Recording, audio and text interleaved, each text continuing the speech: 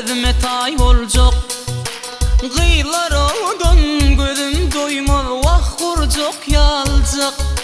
Birisi kıysa birisi uzun, haysısını alacak. Ne hilgir koca ol ya, benim eğlencek. 90-60 boyu olsun 1.70.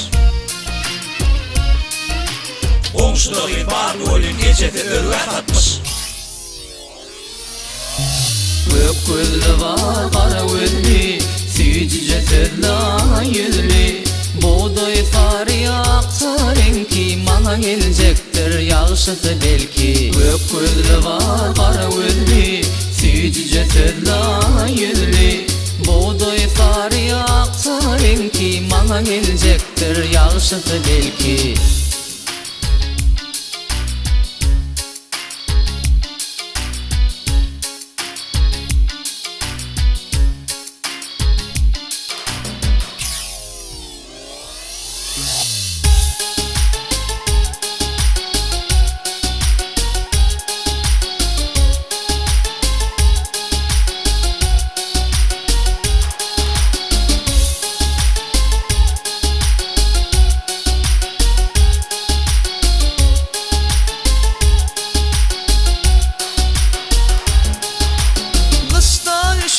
Tomuz ağayı beni derletmen.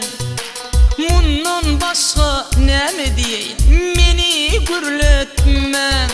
Men size gıylar oynadem, ah sizem oynatmen. Benim cüvüt bolasın gelye, beni qarratman. 90-60 boyu olsun 1.70. Komşuları barlı olun gecesi ölüye katmış. Gök gözlü var kara gözlü, süyücüce sözla yüzlü. Buğday sarı aksa renki, bana gelecektir yağışısı belki. Gök gözlü var kara gözlü, süyücüce sözla yüzlü. Buğday sarı aksa renki, bana gelecektir yağışısı belki.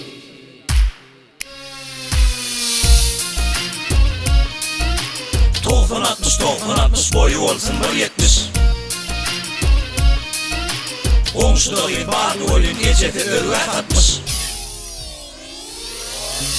Gök gözlü var kara gözlü, süyücüce sözla yüzlü.